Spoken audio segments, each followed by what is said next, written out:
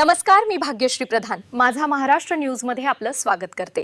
चला पाहूया आजच्या महाराष्ट्रातील महत्त्वाच्या काही बातम्या.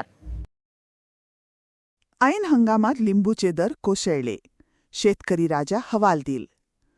वाढत्या इंधन दरवाढीमुळे लिंबू स्थानिक बाजारातच स्थिरावला. लिंबू उत्पादक शेतकऱ्यांना वाढत्या इंधन दरवाढीचा फटका. गेल्या काही दिवसांपासून इंधन दरवाढीमध्ये होत असलेल्या वाढीमुळे सर्वसामान्य नागरिकांसह शेतकरी राजा देखील हवालदिल झाला आहे. इंधन दरवाढीचा फटका आता शेतकऱ्यांना देखील मोठ्या प्रमाणात बसत असल्याचे चित्र निर्माण झाले आहे. मागील वर्षी उन्हाळ्यामध्ये लिंबूचे दर 100 ते 150 रुपये किलोप्रमाणे किरकोळ बाजारात विक्री होत होती. मात्र यंदा ते दर मोठ्या प्रमाणात कोसळले आहेत. तोच लिंबू आता स्थानिक बाजारांमध्ये 20 ते 25 रुपये किलोप्रमाणे विकला जात आहे. तसेच जो लिंबू धुळे जिल्ह्यातून परराज्यात विक्रीसाठी जात होता, तो मात्र आता वाढत्या इंधन दरवाढीमुळे स्थानिक बाजारामध्ये फिरवल्याचे चित्र पाहायला मिळत आहे. मी धुळे कृषी उत्पन्न बाजार समितीमधून हरीश माळी.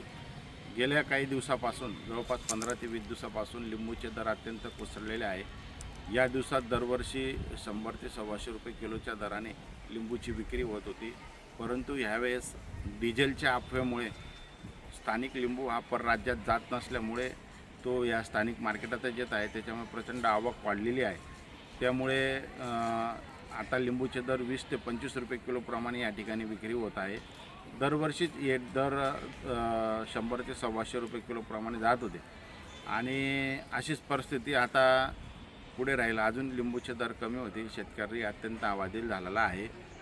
सर्वत्र व्यवस्थित वातावरण असतानासुद्धा परराज्यातील व्यापारी या ठिकाणी सर्व डिझेलच्या आम्ही सर्व्हिस घेत असतानासुद्धा ट्रान्सपोर्टवाले या ठिकाणून गाड्या शेतकऱ्यांना उपलब्ध करून देत नाही. त्यामुळे स्थानिक लेवलचा लिंबू हा परराज्यात जात नसल्यामुळे लिंबूचे भाव कोसळलेले आहे आणि अशीच परिस्थिती जर राहिली तर शेतकऱ्याला मोठ्या अडचणींना आणि समस्याला सामोरे जावं लागेल.